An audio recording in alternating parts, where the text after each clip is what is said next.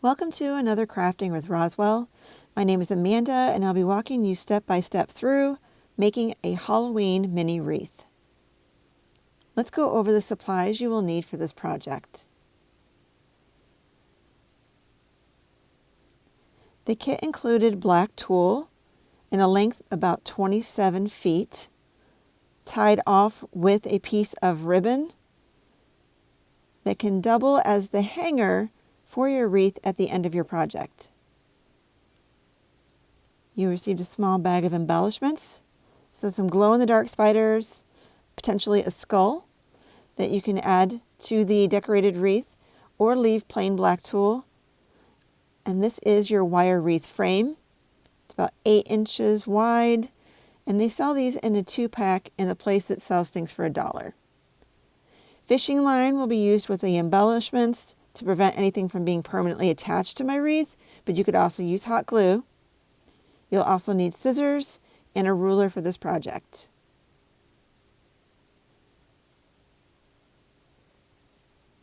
Highly recommend buying tulle in bulk. The tulle we are using is 6 inches wide, and that's about a 700-foot roll of it. Let's move out some supplies and start with cutting our tulle strips that will be then tied off around our wreath. So I found about an 8 to 9 inch range, created the fluffy wreath that I was looking for.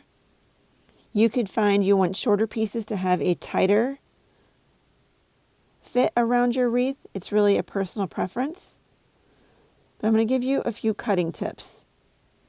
So laying your tulle across your ruler and just kind of eyeballing versus permanently marking the tulle will give you a certain amount of cut. So even though I lined that one up over 9 inches, it ended up being less than 8 inches. The tulle has a stretch to it, so depending on the tension you put on it when you lay it on top of your ruler is going to adjust the size it ends up being when it's cut. So that 9-inch piece would end up being an 8.5-inch piece. Now this piece that I loosely just lay on top of my ruler and mark is going to be closer to the 9-inch size because there was no stretching of the material while I cut it. So each strip could end up slightly varied in size unless you plan to cut each one precisely. That variation adds a little bit of extra character to your wreath in my opinion, but it's personal preference for the win on whatever will make you happiest with your completed wreath. But let me show you a shortcut. If I mark off about 9 inches and then do an accordion fold with my tulle, creating folds at each end and kind of keep overlapping back and forth against my measured out section for sizing, this will help me cut multiple strips versus 1 by 1 by 1. So for those of you looking for a shortcut, this would be the way to go. Once I have a bit grouped off, just going to trim off that end and then using a finger, just clearly define the loop. Having a clearly defined loop makes it that much easier to cut through to make our strips.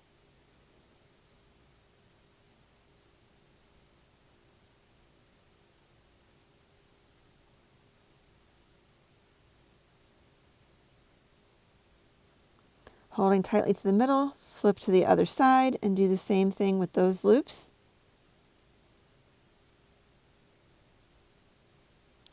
And if you don't clearly define your loop, it can be tricky to get your scissor to go all the way through. And then you may find pieces are still interconnected. So I really recommend clearly defining those loops for easier cutting. And here's another chunk of sections ready to go. So again, you measure against the ruler, just do your accordion fold back and forth. to help create strips faster than cutting each one, measuring each time. So let's get started. As you can see, the tool might kind of stick to each other. We just need to do one strip at a time. There are 3 sections to your wire wreath frame. It doesn't matter where you start. Each section will take a minimum of 12 pieces to help your wreath look full when it's all complete. So I just looped that around all 3 rings of the wire wreath frame, tied with one simple knot, not a double knot. And then I have my ends just hanging off to the side, giving that fluffy effect. And then you just keep cutting sections of tulle and tying off.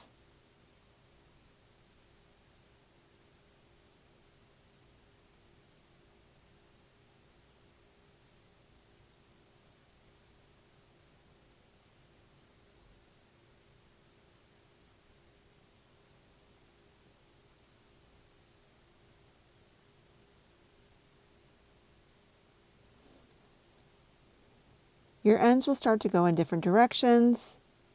They behave a little more the more tulle you have on your wreath. The more knots you have, the more those knots nearby are helping hold everything in place, so they're all going in the same direction. But every once in a while, you'll want to just fluff them to make sure that they're all facing out from the inside part of your wire frame, so you're not tying them up in your future knotting. So each strand acts independently and can be moved around the wreath to create the coverage you're looking for.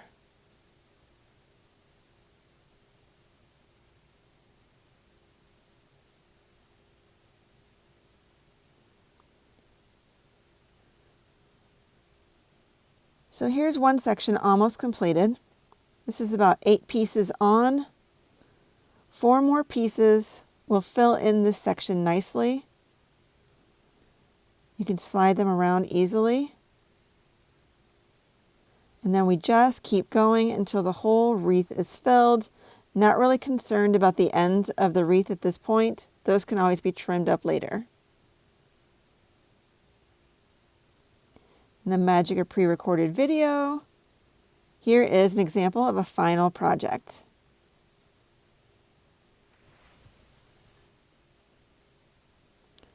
So the back side doesn't look a whole lot different than the front. It just has less of that domed effect where we tied off and it's just flat across. You could decide that you like this version of the wreath better than the front. Purely up to you. But I'm going to show you how you can attach some of your embellishments using fishing line.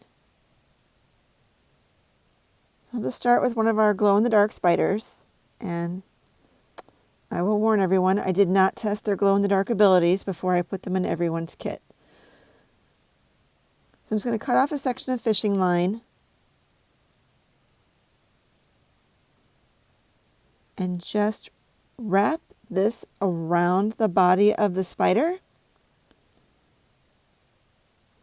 without tying it onto the spider with a knot. So literally just wrapping it around. And I recommend doing a double wrap because, as you can see in a second, when I move my string, my spider is going to fall off. So just wrapping around once, wrapping around again, just hold your fishing line against your spider, and we can then attach that to the wreath in a way that's still temporary. So once I wrap the spider, hold him in place, hold onto my fishing line, turn my wreath over, and I'm going to knot the 2 ends of fishing line into a double knot on the back side. So 1 knot, then 2 knots. Once tied off, I'm going to cut away the overhanging pieces of fishing line And when I turn the wreath over, you can see it looks like my spider is climbing on my wreath.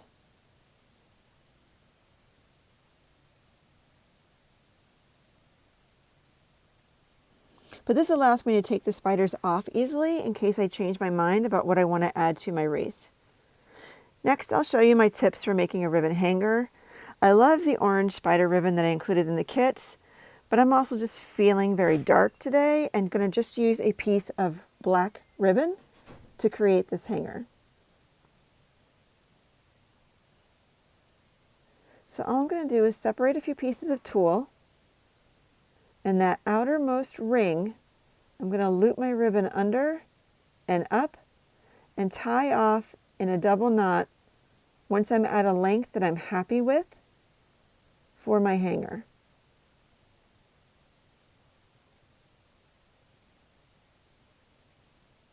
Give it a nice tight pull and then trim away this extra pretty close to the knot without being too close to make it come apart.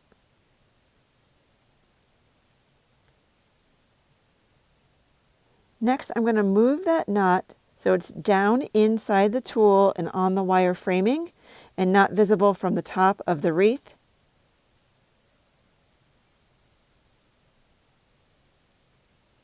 And there you have it.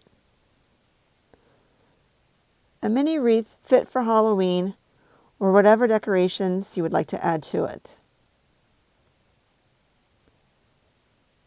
Once you have it all finished, it's the time to go around, trim up any tulle pieces that are hanging out further than you would like them to be, just giving it a little haircut. Thanks for joining me.